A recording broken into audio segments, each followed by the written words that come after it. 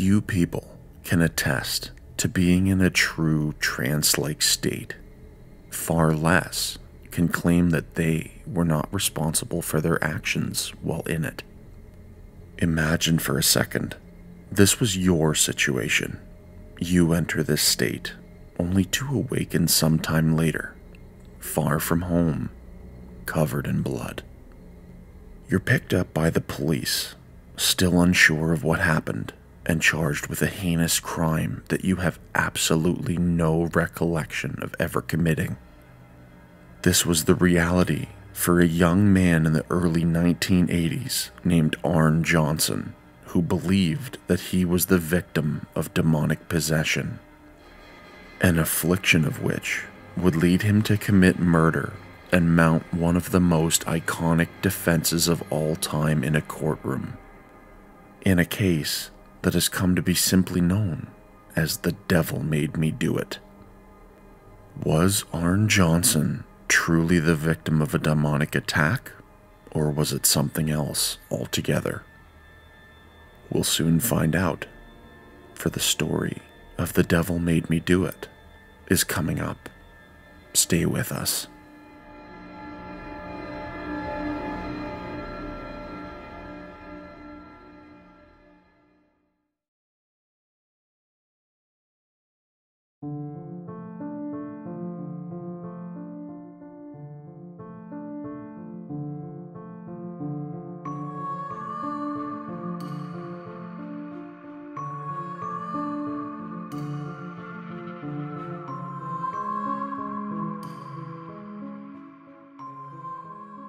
Hello everyone, welcome back, and thanks for tuning in once again to the Insidious Agenda podcast.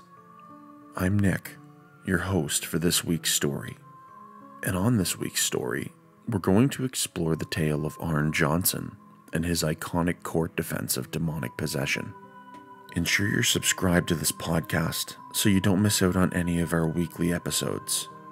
Now, it's time to turn out your lights, close your eyes, let things go quiet, and just listen for a moment. Maybe you're alone. Maybe you're not. Now, follow along to the sound of my voice, and let's get into our story.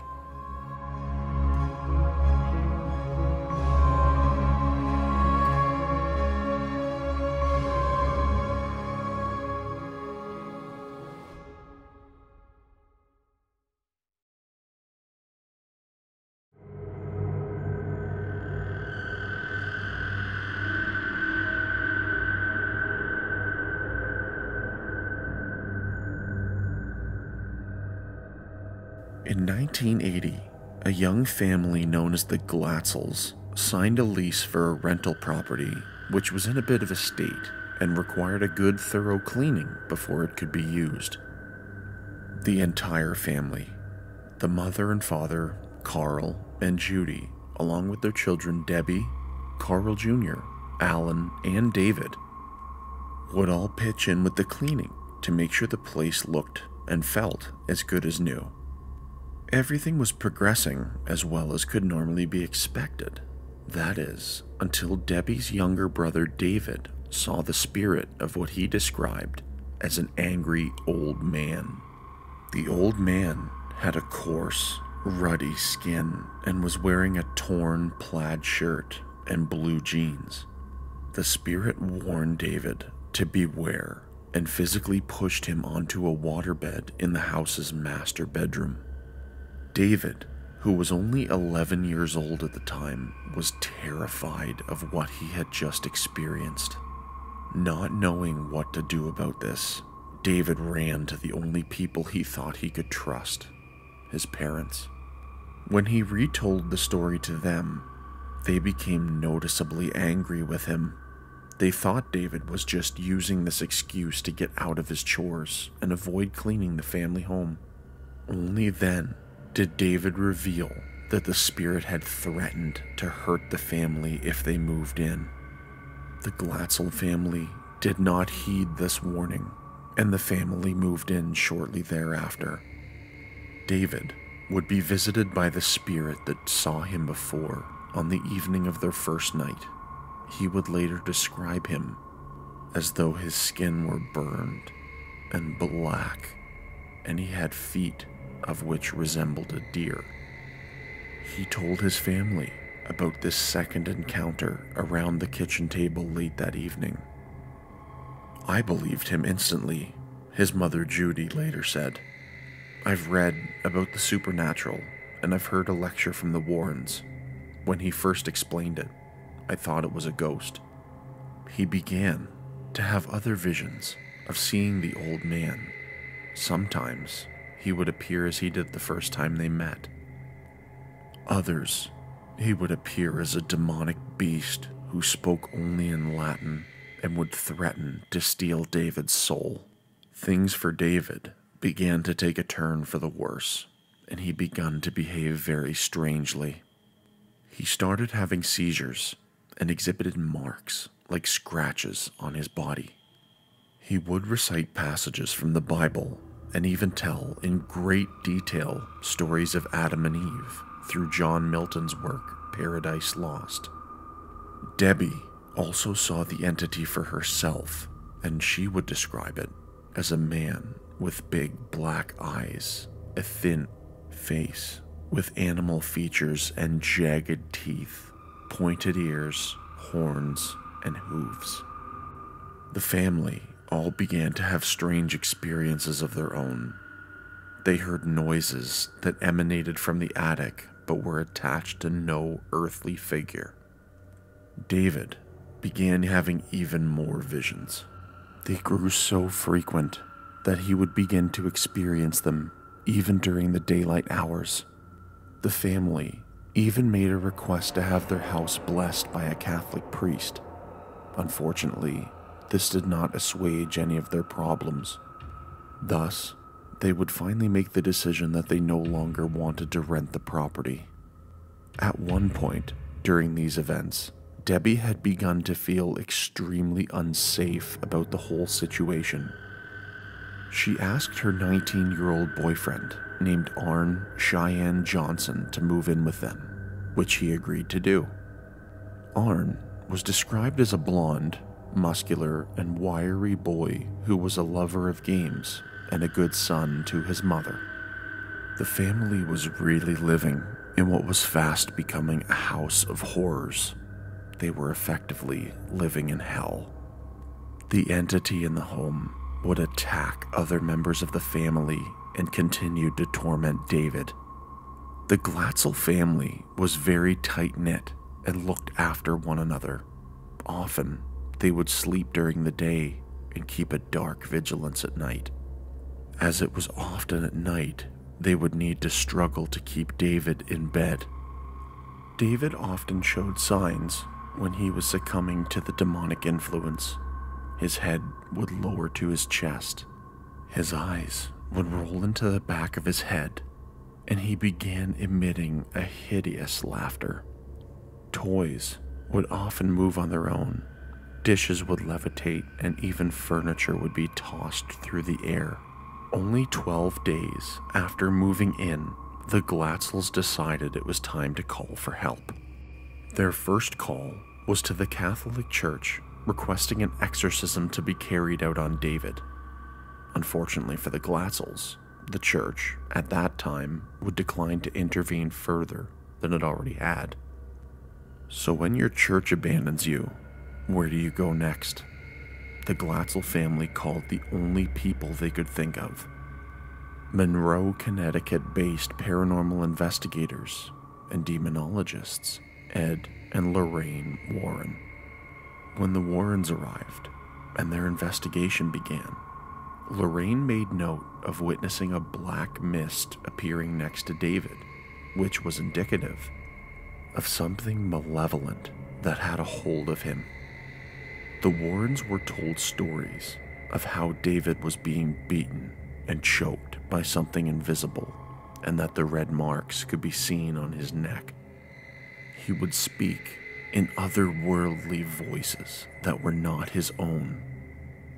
The Glatzel family would have to have someone remain awake each night to keep David from injuring himself, as his body suffered from many spasms and convulsions.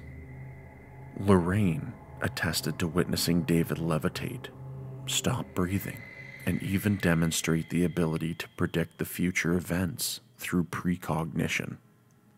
He even predicted a manslaughter that was still to come, although no one knew at the time how close to home this would actually be.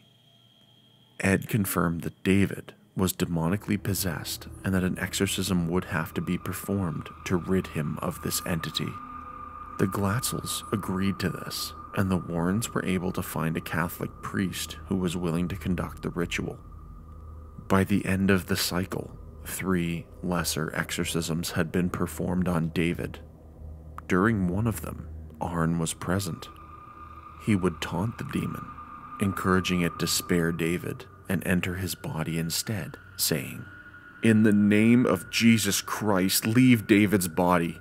Come out of him and take me on. I'm stronger than David. I'll fight you. Leave David and come into me." By the time the exorcisms were complete, Ed Warren had determined that David Glatzel suffered the possession of 43 demons. They tried to discern who the 43 were, or at least the key players pulling the strings, and ordered them to give up their names. But David, in his strongly possessed state, could only repeatedly give the number 43. After their investigation, in October of 1980, the Warrens would contact the local precinct at the Brookfield Police Department to warn them of the situation and how rapidly spiraling out of control and more dangerous it was becoming. The Catholic Church's spokesperson, named Father Nicholas Grieco of the Diocese of Bridgeport, would later tell the press, "Our policy is not to speak to the press at this time. It would be true of any situation of a pastoral nature. We want to uphold the dignity of the individual person. When you're talking about exorcism, you're talking about the church confronting the evil spirit, the evil one. You're talking about doing battle in the name of the church. It's a delicate situation. In cases of this nature, you don't presume anything. Through prayers and through observation, you make a decision. Lots of things we can't explain through psychology, and yet we can't explain everything rationally. What we're looking for is a balance. These things do exist. These things do happen, but not that often." Debbie and Arne had finally had enough of what was going on at the family home and moved out in order to protect themselves. A few days after the encounter, Arne was viciously attacked by the same demon that plagued David. It would take control of his car and run into a tree. Following this incident, Arne had returned to the rental property of the Glatzels, where he would examine the site of an old well. This was supposedly where the demon resided.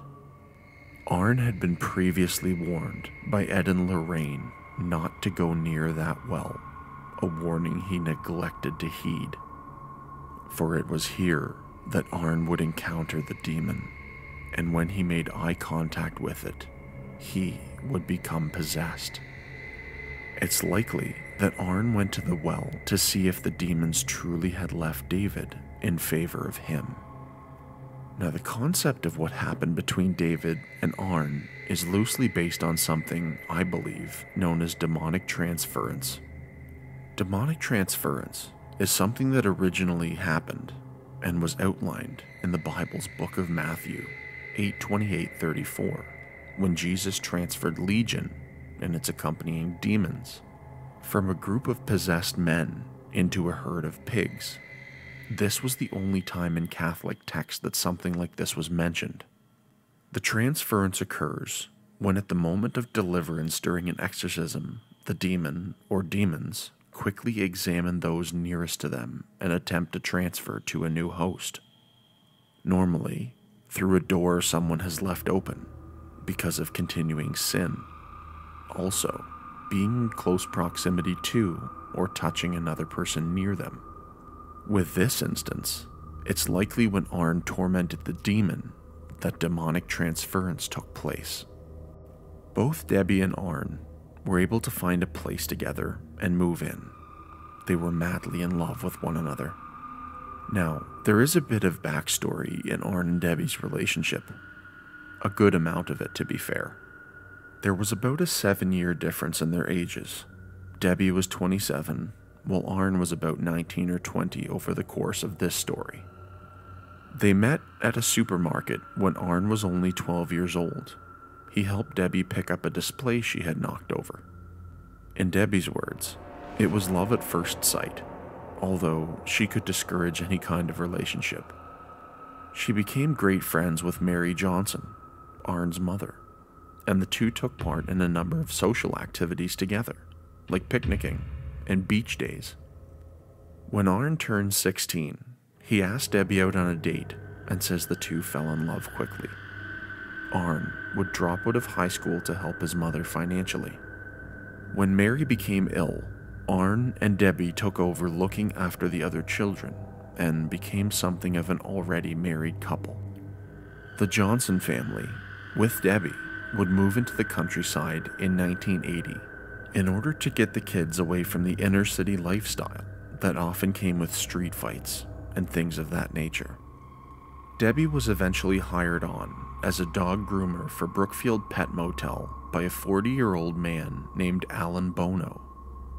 Debbie and Alan, and Arne, had met each other in the autumn past. Bono had invited her to work there, as he knew nothing about running dog kennels, so it would be her responsibility to ensure the dogs were tended to. Debbie said that they hit it off, and eventually had dreams of owning a pet store together. Bono was relatively new to the town of Brookfield, only having lived there about 6 months. He was described as a very clean-cut guy and a nice person.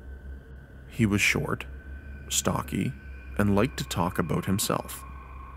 Before moving to Brookfield, he lived in Australia and managed a plantation for 17 months, but moved back to Florida when he was done. He would then move to Connecticut at the request of his sister, who asked him to manage the boarding kennels that she owned. Debbie and Arne's new rental apartment was near to the pet motel so that she could be closer to her place of employment, and their new landlord was Bono anyway. After they moved in, Debbie began to notice Arne beginning to exhibit some of the same symptoms they had noticed in David. She would later go on to say, Cheyenne would go into a trance. He would growl and say that he saw the beast. Later, he would have no memory of it, just like David. This was not the only occasion that Debbie noticed Arne doing strange things, having attested to noticing different signs of possession on 5 different occasions. On one occasion, Arne got up in the middle of the night and started staring at Debbie, which she woke up to the sight of. On another, he woke up and began hitting an old trunk they had in their bedroom for no reason, and began muttering something about hell. He would also attend mass with her one day when, out of nowhere, he would yell, "Son of a bitch, I want to get out of here." Unfortunately, Arne would also exhibit one of the chief instances of possession when Debbie heard him speaking in 2 voices at the same time. The day she heard this was the 16th of February, 1981. Arne worked as an arborist for the Wright Tree Service. On the 16th of February, 1981, Arne called in sick. He would go with Debbie to the pet motel, and they were joined by his sisters, Wanda and Janice, as well as Debbie's 9-year-old cousin Mary. Wanda, who was 15 at the time, would later recall the morning's events as the following. It was a cold day that had happened, February 16th.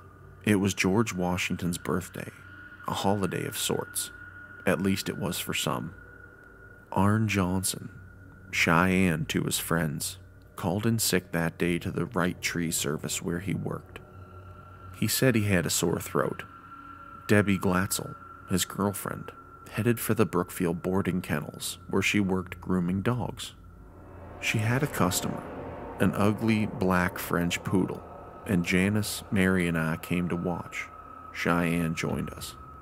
Pleased with their work, Bono would take the group out for lunch at a bar named the Mug and Munch, but quickly became heavily intoxicated himself. Largely, this was from his seemingly unending glass of red wine.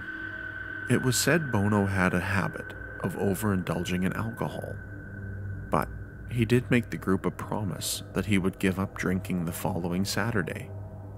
After lunch, they returned to the kennel where Arne helped Bono repair his stereo. The remainder of the afternoon was really nothing to write home about. Bono turned up his newly fixed stereo and continued his partying. Debbie would take the girls to pick up some pizza, but sensed that something wasn't quite right, so she wanted to return as quickly as she could. When they returned, Bono had begun to become quite agitated and grew a temper.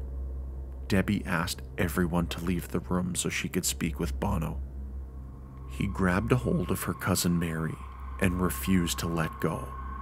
Arne, who had started to head to the car, then returned to the apartment when he saw what was unfolding. He looked as though he had entered a trance-like state and began to growl. Debbie was able to free Mary, who ran to the car. Debbie tried to calm the two men down, placing herself between them. Wanda, at this time, was trying to hold back Arne. He was like a stone. I couldn't budge him. He would get away from her, growling savagely now. He drew a 5-inch long pocket knife and stabbed Bono 5 times. Arne would leave Bono bleeding out on the floor, and he turned and began to walk straight into the woods, never leaving the catatonic state he was in. According to Wanda, Bono just stood, punching his hands into his palms.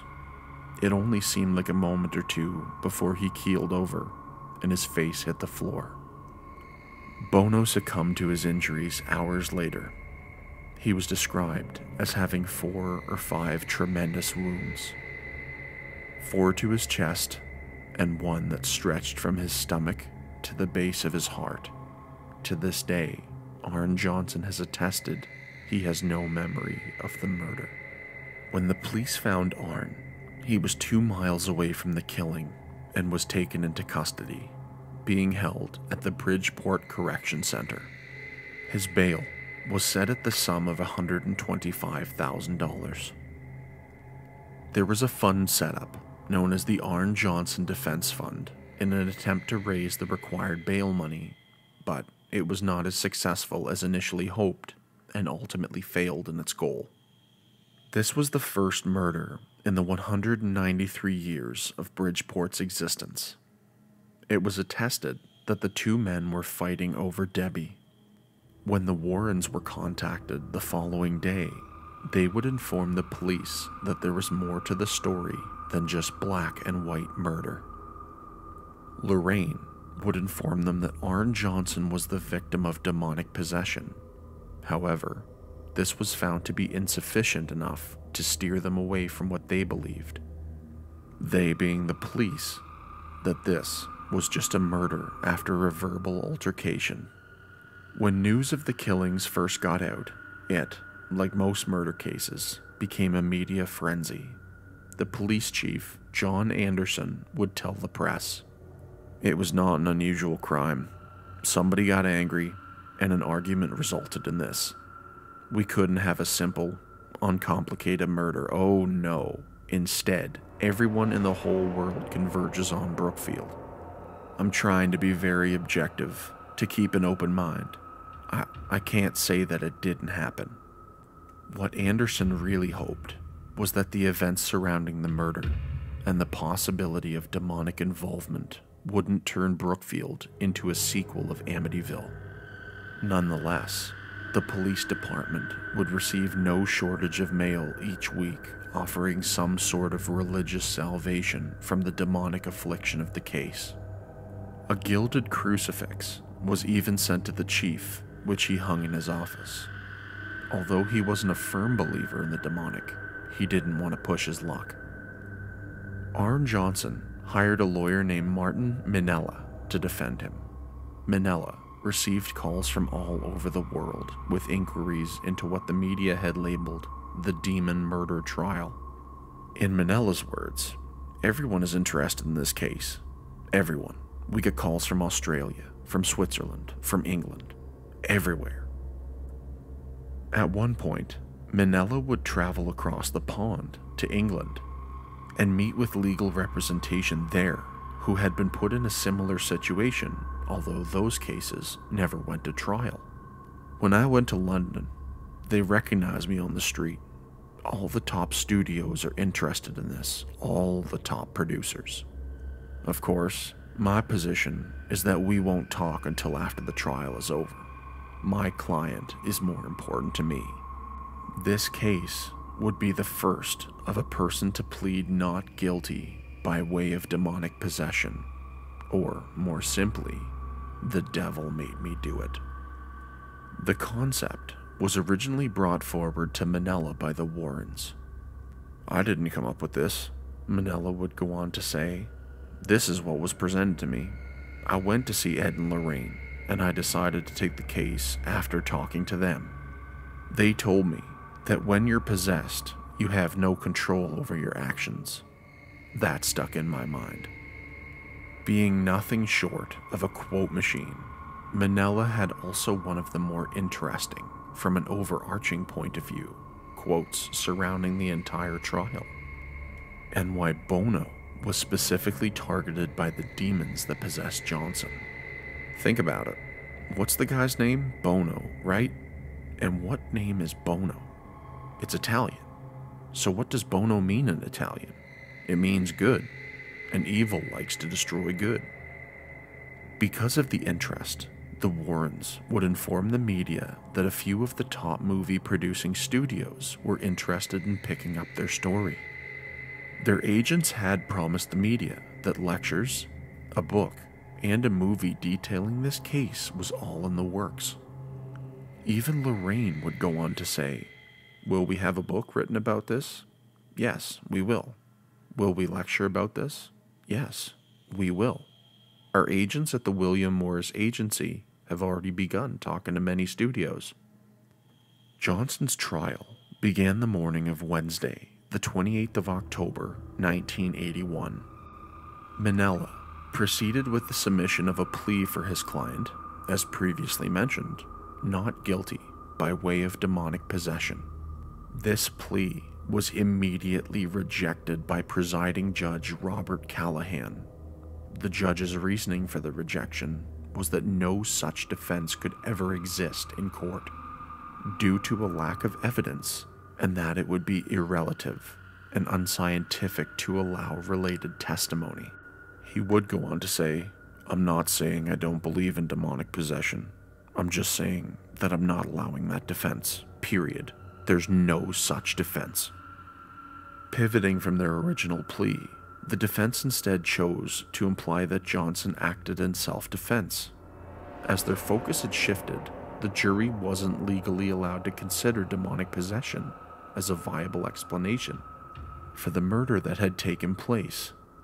In the trial, which lasted 3 weeks, many witnesses were called to testify as to their involvement. One intriguing witness called by the prosecution was Leo Hengstler, who was the ambulance driver that arrived at the scene shortly after the attack. Leo would testify to having heard Debbie say to her father, "Oh, Daddy, he didn't mean to do it. You know how he gets when he's been drinking." When Leo came upon Bono, he stated, "I found him that night on the front lawn. I saw him laying by a tree. He had 4 marks in him, with blood coming out of them." As the trial moved on, both Minella and the Warrens came into the crosshairs of both the prosecution and the public.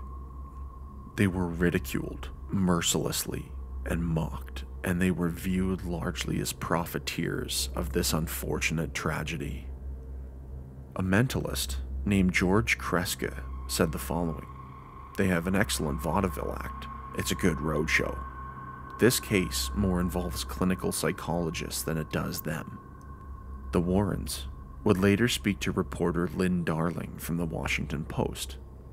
"We tried to warn Arne, and he just wouldn't listen," stated Lorraine. "It's just one of those things you never do," said Ed. "Not if you know anything about this sort of thing." The Warrens were advocates for telling the other side of the religious story. "Why not inform the public?" asked Lorraine. "When you inform them, you warn them about trespassing in the supernatural." "They should be shouting this from the rooftops," mentioned Ed. "A lot of people are going to say that this defense opens a lot of floodgates here. That means everybody's going to say, 'The devil made me do it.' But this happened several months after a family first started experiencing this problem. You have to look at what happened prior to the tragedy occurring. You have to look at what preceded it." Following all testimony, witness accounts, and presentation of evidence, the jury set out to deliberate the case. There was 15 hours of deliberation that took place over 3 days. When the jury came back, they returned a verdict of guilty, convicting Arne Cheyenne Johnson on the 24th of November, 1981, of first-degree manslaughter. His sentencing was held on the 18th of December, and he was sentenced to 10 to 20 years in prison. In 1983, the film the Warrens had long talked about was released, entitled The Demon Murder Case, and starred Kevin Bacon and Andy Griffith. The book, titled The Devil in Connecticut, also found bookshelves a year after the movie's release. The book largely aligned with the Warrens' belief that, beyond a doubt, the fact existed that Arne Johnson was the victim of demonic possession, and his actions were a result of demonic subjugation. The book also suggested that some of the demons that held control of David also worked through Carl Jr. They made claims that he would attack other members of his family, which seemed erroneous, considering he was only 15 at the time. While incarcerated, Arne was described as a model prisoner and would only end up serving 5 years of his sentence. While there, 2 major life events happened for Arne. The first was that he turned his mind to study and earned his high school diploma. The second, he married his sweetheart Debbie in 1985 while he was still serving his sentence. Arne Johnson was released on parole in January of 1986. Not much is known about Arne and Debbie's lives after his release from prison. Lorraine would mention in 1986 that he was going to be starting a job as a landscaper and was home with a good family atmosphere. Arne and Debbie were said to go on to live happily ever after together, raising 2 children in the process. Debbie eventually passed away in 2021 after a long battle with cancer. Arne has been said to have been doing well and has been moving on from the events in his past. As of 2019, Arne was still living in Connecticut. As for the Glatzel family, they have done their best to put the events of the early 80s behind them. Unfortunately, they would be drugged back to their pasts in 2007 when the Warrens' book, The Devil in Connecticut, was reprinted. Lorraine is reported to have sent $2,000 from the publication of the book to the Glatzel family. Carl Jr. has strongly come out against the book and in defense of his brother David. He filed a lawsuit against Lorraine Warren in 2007. It was a string of bad events for Lorraine, as Ed had passed away the year prior. Of the situation, Carl had the following to say: "They, being the Warrens, saw a gold mine. It was a living hell when we were kids. It was just a nightmare. I'm not going through it again, and neither is my brother." The 2 brothers did not want to dig up the events of the past, as they had moved on. They feared the damage it would do to their personal lives, as they had many new friends who were unfamiliar with their family's history. Lorraine would respond to the accusations against her and Ed, stating that it was entirely upsetting that they believed her and Ed would go out of their way to manipulate the family for profit. The lawsuit was eventually thrown out, with the book also being taken out of print. Debbie would actually speak out against her brother Carl Jr. She would accuse him of only filing the lawsuit in order to make money. Later, she would recant this statement and state that it was her who was driven by pure self-interest and not her brother. This would cause a schism of sorts in their family dynamic, and it was dragged into the public eye with the lawsuit unfolding. The story would again find its way into the public interest in June of 2021 with the release of the third mainline iteration of the Conjuring franchise, a movie that bared the familiar defense name, The Devil Made Me Do It. This time around, Carl Jr. had nothing bad to say about the story, referring to it as a fun, scary movie.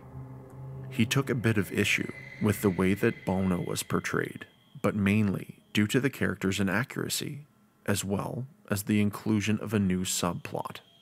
The movie and the Warren's story of the events was backed by both Arne and Debbie, with Debbie even participating in the marketing for the movie. Many of those involved in this case have since passed away. Ed and Lorraine Warren, Debbie Johnson, Carl Sr., and his wife Judy are all now deceased. This would leave only Arne Johnson, Carl Jr., David, and Alan, who has remained publicly silent, as the only living members of the events of the story. With much of the story being called into question, Carl Jr. stated in an interview with the Snopes publication that he is in possession of some major evidence, dating from the early 1980s, that he believes will undermine the supernatural narrative put forward in publications and dramatizations about the events of their lives. Like most paranormal events, we'll never be truly certain that the defense of Arne Johnson was genuine, or whether it was something drummed up by the Warrens' imagination, like many accuse them of. I have just a few thoughts on the case as a whole, particularly as they relate to the defense's argument. Not guilty by virtue of demonic possession, and the fact that it was so quickly dismissed due to not being supported by empirical evidence. To step back a little bit, I mentioned in my host biography that I'm a believer in, as J.R.R. Tolkien would say, the realm of the unseen and everything that comes with it. So, more or less, just to alert you that I do have a certain bias here. As a disclaimer, I'm also not a lawyer, and I have no experience with the legal system, so my understanding may not be in line with standard practice. If the case of demonic possession truly was real, it must have felt to Arne Johnson the way it feels to those wrongly accused of crimes. You know, in your head and in your heart, that you are not guilty of the things you are convicted of, but nonetheless, you pay the price for them anyway. We believe so many things in this world. The concept of religion is entirely based on stories and in divine entities that we can't see. I understand the point that the judge was trying to make, in that if they let the defense proceed, then it would have been a common argument for defenses everywhere. With that comes the understanding in a court of law that no matter if someone was truly the victim of demonic possession and was in no way responsible for their actions, that they have no way of defending themselves and explaining the situation how unfolded. Especially since, most oftentimes, it's not something they choose. Unfortunately, for Arne Johnson, he did torment the demon in the midst of an exorcism. So, by virtue of that, he did, for all intents and purposes, choose this. Many defenses can be founded on alcoholism and the belief that the people using it can be held not criminally responsible for their actions. Is it not possible that demonic possession, although not found at the bottom of a bottle, could not be a viable defense as well? Admittedly, in line with the judge's thinking, it would be incredibly tough to prove, especially distinguishing it from mental health disorders. one can only hope to understand the state of those afflicted by such an entity, those who are subdued and not in control of their own actions. Like Annalisa Michelle in the podcast's first chapter, who told her priest that it was as though someone else was giving the orders. To not be afforded the opportunity to defend yourself in a way that you know you need to, even a long a shot as it may be, is truly a misunderstanding of possibility, because, as we've covered previously, facts leave no room for possibilities. In closing, I'll leave you with the words of the Glatzel family matriarch, Judy. If people honestly believe in Jesus Christ, our Lord, they have to believe in the devil.